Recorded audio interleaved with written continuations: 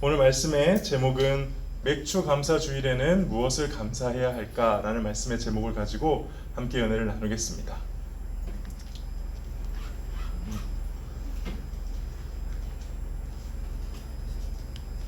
됐다. 여러분들 감사에 대한 과학적 효과 혹시 들어보신 적 있으신가요? 저는 사실 설교 준비하면서 이번에 되게 새롭게 알았는데 우리 아내가 옆에서 보더니 그거 다 나 학생 때 했던 건데? 라고 하더라고요. 뭐냐면 그 쌀을 저 통에다 넣어놓고 한쪽 쌀에는 뚜껑을 막은 겁니다. 한쪽 쌀에는 감사합니다, 감사합니다, 이 쌀한테 감사합니다 했고 다른 한쪽에는 짜증나, 미워, 싫어 막 이런 걸 했대요. 근데 그러고 나니까는 저 감사합니다 쌀에는 저렇게 깨끗하게 곰팡이가 적게 폈는데 짜증나게 곰팡이가 많이 폈더라. 근데 이게 보고 에이 정말 저랬을까 그러고 한번 실험을 또 본 사람들이 했대요. 그러니까 똑같이 그런 일이 일어나면서 야 이게 감사하다는 말과 그 표현과 에너지에는 뭔가 있지 않는가라는 게 이제 정설이 됐다고 합니다. 그래서 감사를 많이 하면은 뇌의 혈액이 증가하고 손에 충분한 혈액이 공급이 되어서 왼쪽이 감사를 한 뇌래요. 그럼 저 빨간 게 많이 보이죠? 혈액이 많이 이동한다는 거예요. 그래서 혈액이 공급이 되어서 엔돌핀이 분비가 되고 면역력이 증대되고 혈액순환이 잘 된다고 합니다. 그래서 자연스럽게 생리학적으로 스트레스가 주는 완화되는 효과가 어디에 있느냐? 감사하는 거에 있대요. 그래서 어떤 심리학자들은 이 감사를 하는 것을 억지로라도 하는 것을 자신의 뇌에 리셋 버튼을 누르는 거다. 그래서 굉장히 힘든 사람이 왔을 때 처방해주는 가장 대표적인 것 중에 하나가 감사 일기를 써보라. 여러분들 지금 혹시나 나는 감사한 일에 대해서 하루에 한 개씩 쓰고 있는 분 있으신가요? 없죠. 생각보다 없어요. 내가 솔직히 내 삶이 감사하다고 느끼는 사람은 있나요? 손든 거야? 이렇게 하고 듣고서 감사하다고 느끼는 사람은 있나요? 없어요. 대부분의 사람들은 내가 감사한 인생을 산다라고 생각도 안 하고 있고 감사하다고 의도적으로 말하거나 행동하거나 글을 쓴다거나 하지 않는다는 거예요. 근데 실제 지금 심리학에서는 그런 것들을 치료 방법으로 쓸 정도로 과학적으로 되게 분명한 게 감사의 효과라고 합니다. 그래서 UC 데이비스 심리학 교수 로버트 에머스 교수님이 실험을 했대요. 12살에서 80살까지 사람들을 상대로 한 그룹은 감사일기를 쓰게 하고 다른 한 그룹은 아무 사건이나 적도를 했는데 한 달이 지난 후에 보니까는 4분의 3 정도가 감사일기를 쓴 사람들의 행복 지수가 훨씬 더 높았다. 그뿐만이 아니라 수면이나 일이나 운동에 더 좋은 효과를 냈다. 뇌의 화학 구조와 호르몬이 변하고 신경 전달 물질들이 바뀌면서 이 사람이 더 뭐라 그럴까? 이렇게 버프됐다 그러죠. 모든 능력치에서 버프되는 그런 거를 확인했다. 그러면서 이렇게 말하더라고요. 감사하는 사람은 훨씬 살아있고 또 경각심도 잘 가지면서 매사에 적극적이고 열정적이고 다른 사람들과 더 맞닿아 있다고 느낀다. 이렇게 얘기를 하더라고요. 그래서 어쩌면 저와 여러분들이 공부를 못하는 이유가 감사를 안 해서일 수도 있어요. 의도적으로 공부하기 전에 감사한 이유를 좀 쓰면서 감사를 묵상해 보시기를 바래요. 그럼 더 공부 잘하게 될지 어찌 압니까? 저는 해야겠다는 생각 들더라고요. 설교 준비하기 전에 계속 감사합니다. 내가 감사한 이유 10개를 썼는데 쓰고 되게 웃긴 했어요. 원래 그거 보여주려다가 그냥 왔어요. 자, 오늘은 오늘 왜 이야기를 했느냐? 오늘은 이제 맥주 감사 주일이에요. 미안해요. 맥주 감사 주일이라서 지난주에 이미 봉투를 다 넣어서 주보에 드려야 되는데 제가 가지고 있는 저와 제 아내의 치명적인 단점 중에 하나가 기념일 이런 거 진짜 안 챙기는 거였거든. 저 아내랑 처음 만나가지고 연애를 한 다음에 100일이 됐는데 100일 선물 하나 이런 거 잘 못하는데 어떡하지 그러고 갔는데 아내는 100일인지도 모르고 있더라. 사실 그래서 이 여자가 내 여자다 그러고 평생 살고 있는데 기념일을 잘 못 챙기다 보니까는 사실 오늘이 맥주 주일인 거를 지난주에 좀 미리 공주하고 감사에 대한 준비를 해왔어야 되는데 그렇게 하지 못해서 정식으로 사과드립니다. 미안해요. 그러나 오늘 한번 우리 이 맥주 감사 주일이 무슨 의미가 있는지 이걸 우리가 왜 지켜야 되는지에 대해서 오늘 좀 분명히 알고 가는 귀한 시간이 되기를 바랍니다. 자, 맥주 감사 주일은 무엇을 감사하는 걸까요? 맥주, 맥이 무슨 맥일까요? 보리, 맥, 추, 때 추도 되고 추수였나? 하여간 보리를 거두는 때를 의미하는 겁니다. 그래서 지금 이 시간에 보리를 원래 우리나라 치자면은 이 7월 초가 6월 말 7월 초가 아마 그런 것 같아요. 보리를 추수하는 때인 것 같아요. 이때 하나님 앞에 감사하는. 그래서 맥주 감사 주일 말고 또 무슨 주일이 있죠? 무슨 감사 주일? 역시 평화교회는 주일학교가 잘 돼 있어요, 그죠? 추수감사주일, 맥추감사주일, 추수감사주일이 있습니다. 추수감사주일은 몇 월 달에 있는데요? 11월 달. 근데 이 추수감사주일은 우리 추석은 사실 9월 달 그쯤에 있잖아요. 그러니까 우리 추수 때랑 맞지가 않아. 이건 어디 추수랑 맞춘 걸까? 저 미국의 청교도들이 처음에 아메리카 대륙에 들어갔을 때 첫 추수를 하고 하나님께 감사하는. 그래서 이거 미국에서 온 약간 좀 그런 절기이긴 해요. 그래서 우리는 이 추수감사주일과 맥추감사주일 때 이런 질문을 하게 됩니다. 농사를 짓지 않는 우리가 왜 맥추감사주일과 추수감사주일을 지켜야 되나요?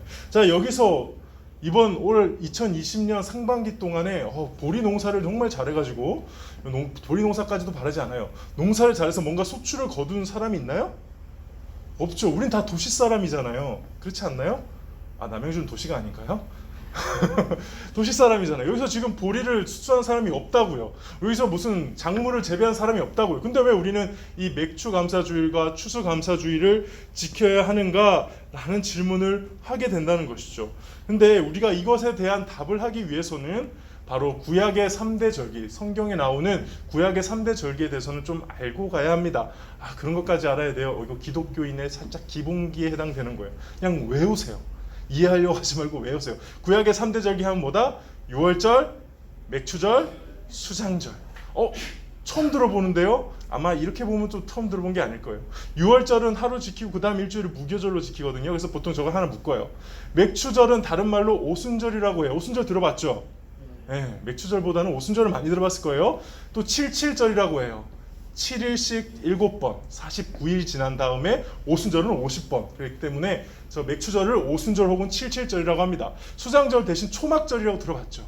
마지막 모든 추수를 거두고 나서 축하하고 감사하는데 어떻게 하느냐? 집에서 하지 않고 집 밖에 나와가지고 초막을 세워서 우리 옛날 광야 때 광야에서 하나님께 인도받았던 그 힘든 때를 기억하며 하나님의 구원을 기억하는 그런 거예요. 구약의 3대 절기, 다른 것도 많은데 일단 기본적으로 이거는 알아야 돼요. 첫 번째 유월절, 두 번째 맥추절, 세 번째 수장절, 추수해서 저장한다. 수장절. 학원 강사 같다. 자, 첫 번째 유월절은 무엇을 기념하는 거냐? 간단하게 얘기할게요. 학원 강사처럼 구원의 시작. 뭐라고요? 구원의 시작. 유월절이 무슨 절기예요? 애굽에서 탈출할 때 마지막 10번째 재앙이 뭐였어? 첫째 아들 다 죽이는 거예요. 나로 치자면 우리 라연이가 죽는 거예요. 그 라연이가 죽지 않기 위해서 내가 뭘 했어야 돼요? 어린 양, 그렇지. 어린 양을 죽여서 그 피를 발라서 문설주와 문지방에 인방에 이렇게 바르죠. 그러면은 여호와 하나님께서 죽이려고 가시다가 피 보고 넘어가신다. 그게 너물월, 유월, 패스오버 한다 해서 유월절인 거예요. 이 날을 기념하는 가장 큰 이유는 하나님이 우리에게 처음으로 구원을 베푸신 그 구원의 시작을 기억하는 겁니다. 이 장면이죠.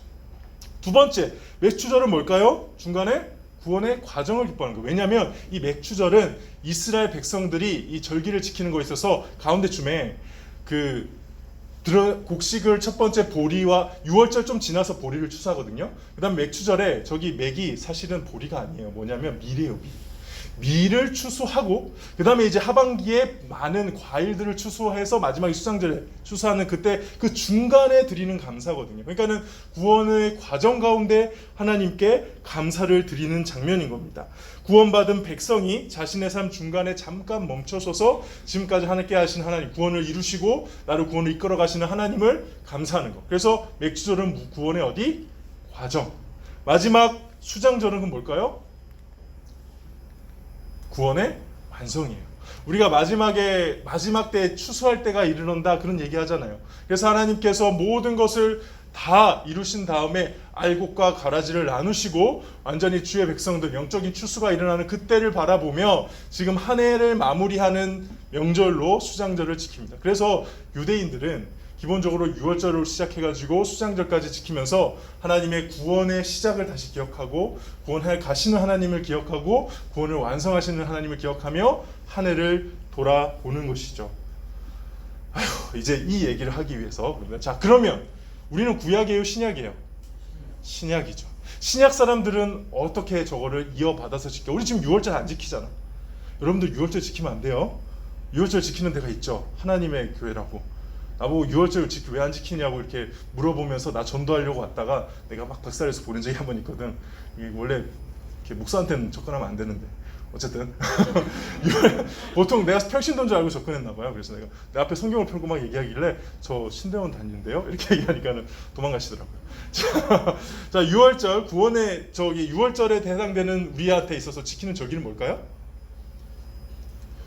6월절 어린 양의 피로 구원받았듯이 우리는 누구의 피로 구원받았습니까? 예수 그리스도. 그러니까 예수님이 오신 성탄절 수장절이었고 예수님이 오신 성탄절을 비롯해서 고난주간과 부활절까지 이게 우리에게 있어서는 6월절이 완성되어진 절기인 거예요. 일종의 그런 거죠. 그래서 예수님의 고난주간과 부활, 십자가의 또 돌아가심과 부활을 기념하는 게 6월절이에요. 우리에게는 두 번째 맥추절 넘어서 수장절부터 봅시다. 우리의 구원의 완성, 모든 추수와 관련돼 가지고 마지막 추수 때를 기억하는 그 추수는 뭘까요? 우리는 추수감사주의를 그렇게 보냅니다. 마지막 추수 때를 생각하면서 저 수장절에 해당되는 개념이 우리에게는 추수감사주의예요. 그럼 그 중간에 뭐냐? 중간에 여러분들 아까 맥추절이 뭐라고 했습니까?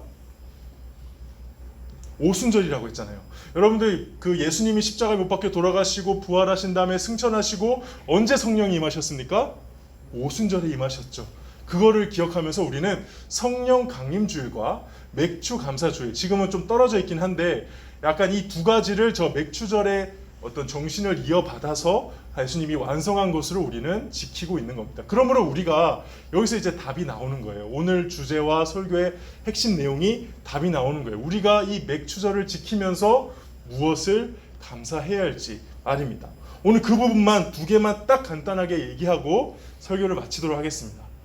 역시 설교를 빨리 마치는 건 나만 좋아하는 것 같아요. 자, 맥추절은 여러분들 오순절에 예수님께서 십자가에 못 박혀 돌아가시고 부활하시고 하늘에 올라가시면서 우리한테 뭐를 보내주신다고 했나요? 보혜사 성령님을 보내주신다 했잖아요. 그래서 그 오순절에 성령님이 임하고 나서 시작된 게 있어요. 그게 뭐예요? 교회예요. 그러니까 교회의 생일이라고도 보통 얘기를 해요. 교회가 시작이 되고 우리가 구원받는 복음이 전파되는 것이 시작이 되고 새로운 신약의 시대가 시작되는 게 그것을 기념하는 게 오순절 성령 강림 주일이자 맥추 감사 주일이거든요. 그럼 이 주일 맥추 감사 주일에 보리를 수확한 적도 없고 보리밥도 잘 안 먹는 우리가 무엇을 감사해야 될까? 저는 두 가지를 감사해야 된다고 생각합니다. 첫 번째, 이미 이루신 구원과 앞으로 이루실 구원에 대한 감사입니다. 여러분들 지금 이미 구원은 이루어졌나요? 아멘. 예수 그리스도의 십자가의 사역으로 인해서 구원은 이루어졌습니다. 근데 이 구원이 완성이 됐나요? 아니요. 아직 하나님의 나라가 완전히 임해서 모든 것이 끝나는 게 아니에요. 그래서 우리는 어려운 말로 이미 이루어진 구원과 아직 완성되지 않은 구원 사이에, 이미와 아직의 긴장 사이에 살아간다고 해요. 그래서 우리는 언제나 감사할 때 과거에 하나님께서 이루어놓으신 그 구원의 완성과 나중에 오실 그 구원의 구원을 이루신 그 사건과 나중에 최후의 구원을 이루실 완성 그 사이에서 그 두 개를 바라보고 결국 구원을 바라보고 감사해야 한다는 것입니다. 과거와 미래를 통해 지금의 삶을 감사하는 것이 바로 저와 여러분들이 맥추 감사주의를 해야 되는 거예요. 두 번째, 무조건 감사입니다. 받은 것이 아닌 그 존재에 대한 감사를 저는 맥추 감사주의에 해야 된다고 믿습니다. 세상에는 두 가지 형태의 감사가 있어요. 첫 번째는 조건의 감사예요. 내가 감사할 만한 조건이 있는 거예요. 내가 선물을 받았어요. 내가 뭔가를 은혜를 받았어요. 그래서 그거에 대한 리액션으로 감사하는 게 있다면은 어떤 상황 되면은 아예 무조건적으로 감사하게 되는데 그때가 언제냐? 바로 갚을 수 없는 어마어마한 것을 제가 받았을 때 그때부터는 그 사람의 존재 자체로 감사하게 돼요. 제가 예를 들어서 설명해 볼게요. 제가 아내를 만나고 나서 전 진짜 아내를 만나서 참 감사하거든요. 아내를 만나고 나서 특별히 감사했던 것 중에 하나가 전 이제 자매를 볼 때, 여러분도 마찬가지 자기 볼 때마다 그게 있겠지만은 저는 말하는 걸 좀 봐요. 왜냐면 제가 귀가 민감해서 그런지 저는 말을 예쁘게 하는 사람이 참 예쁘더라고요. 그래서 아내가 말을 예쁘게 해줘서 저를 칭찬해주거나 격려해줄 때 제가 이렇게 너무 좋아서 감사하는 마음을 가졌거든요. 그 외에도 같이 살아보니까는 뭔가 이렇게 해주는 게 좀 많더라고요. 그래서 결혼하니까 좋더라, 뭘 많이 해주더라고. 그것 때문에 감사하다가 어느 순간인가 이 사람의 존재 때문에 감사하는 경험을 하게 됐는데, 그게 뭐냐면, 제가 지금도 참 감사한 건데, 원래라면은 부산에 있었으면은 제가 이렇게 아내가 아이를 낳을 때 그 방에 못 들어가요. 남자 그 병원에 그런 병원이 있어요. 그리고 마지막에 낳고 나서 들어와서 탯줄 자르세요 하는 데가 있어요. 근데 제가 이번에 이 남양주 지역에 와서 라연이를 낳았잖아요. 간 병원이 어떤 병원이었냐면 처음부터 끝까지 남편이 같이 있어야 되는 병원인 거예요. 그러니까 아내가, 그러니까 진짜 놀라운 경험이죠. 한 여자가 아이를 낳는 모든 과정에 옆에서 다 지켜본 거예요. 물론 저희 아내는 참 감사하게도 굉장히 빨리 낳은 편이었고 수월하게 초산임에도 낳은 편이었는데, 옆에서 보는데 너무 마음이, 나는 해줄 수 있는 게 없고 나의 무력함, 이 사람의 고통이 나한테 조금도 그러니까 육체적으로는 전해지지 않는데 마음으로는 전해지면서 내가 해줄 수 있는 게 없는데 이걸 어떻게 하나, 온전히 혼자 감내하는 그 모습 보면서, 그리고 이제 아이를 딱 받고 나서부터는 제가 아내한테는 아내가 뭘 해줘서 감사한 존재가 되는 게 아니라 아내라는 존재 자체가 저에게는 감사한 존재가 되더라고요. 그래서 아이 낳고 나서는 육아 때문에 너무 힘들어서 저한테 상냥한 말도 별로 잘 안 해주고 싸우는 것도 예전에는 1년에 한 번 싸울까 말까 했는데 지금 한 달에 한 번씩 싸우거든요. 김경호 선생님 고개를 까뜩까뜩 하시는데 한 달에서, 그럼에도 불구하고 나를 이걸 안 해줬다고 해서 그게 아니고 오히려 그럼에도 불구하고 나한테는 존재 자체가 이미 감사한 존재가 돼버린 거예요. 왜냐하면 가장 귀한 아들을 나에게 줬으니까. 그렇게 되더라고요. 하나님에 대한 감사가 저는 이래야 된다고 생각해요. 특별히 맥주 감사는 구원이 아직 완성되지 않은 중간에 나의 구원을 기억하는 감사이기 때문에, 하나님이 나에게 베풀어 주신 구원에 대해서 다시 한번 돌이켜 보면은 이거는 하나님이 지금 나에게 뭘 해줬다고 해서 감사하는 개념이 아니라 이미 너무 갚을 수 없는 큰 걸 받은 상태에서 하나님의 존재만 놓고 감사하게 된다는 것입니다. 여러분, 하나님에 대한 감사가 그렇게 해야 될 줄 믿습니다.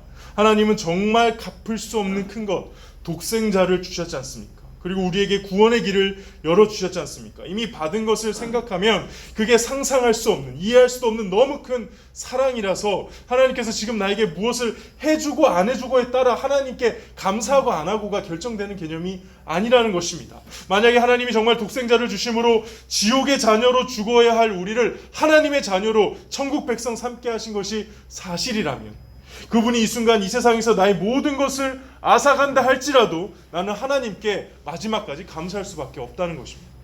내가 어느 대학에 떨어졌다고 해서, 내가 무슨 무시를 받았다고 해서, 내가 간절히 원했던 것에 실패했다고 해서 하나님에 대한 감사가 흔들린다면 그건 지금 내가 하나님께 받은 게 얼마나 큰지를 모르고 있다는 것이죠. 저는 맥주 감사주일의 감사가 특별히 그래야 된다고 믿습니다. 구원의 과정 가운데 감사하는 절기, 하나님이 이루어 놓으신 구원이 이 땅에 새롭게 적용되어져 가는 오순절 성령 강림과 교회의 시작을 기억하는 그 감사가 저는 그래야 된다고 믿습니다. 교회가 처음 시작되었을 때 얼마나 많은 사람들이 죽었나요? 그러나 그들은 끝까지 감사했습니다. 이유는 하나님이 나를 구원하신 게 너무나도 크니까. 그런 핍박과 고난이 하나님의 구원에 감사하는, 하나님의 구원을 감사하는데 조금 더 영향을 미치지 못한다는 것을 그들은 분명히 알았기 때문에, 그만큼 하나님의 구원은 크고 놀라우니까, 그래서 그들은 감사할 수 있었던 것이죠. 저는 이번 맥주 감사 주일이 그런 감사가 회복되는 절기가 되길 바랍니다. 우리가 하나님께 우리에게 뭔가를 해주셔서 감사할 수도 있지만은 곰곰이 생각해 보세요. 이미 그분은 감사 받으셔야 되는 거죠. 그것을 기억하는 이번 맥주 감사 주일이 되기를 바랍니다. 말씀을 정리할게요. 결국 맥주 감사 주일은 다시 한번 나를 구원하신 하나님에 대한 깊은 감사를 나오게 하는 그런 절기입니다.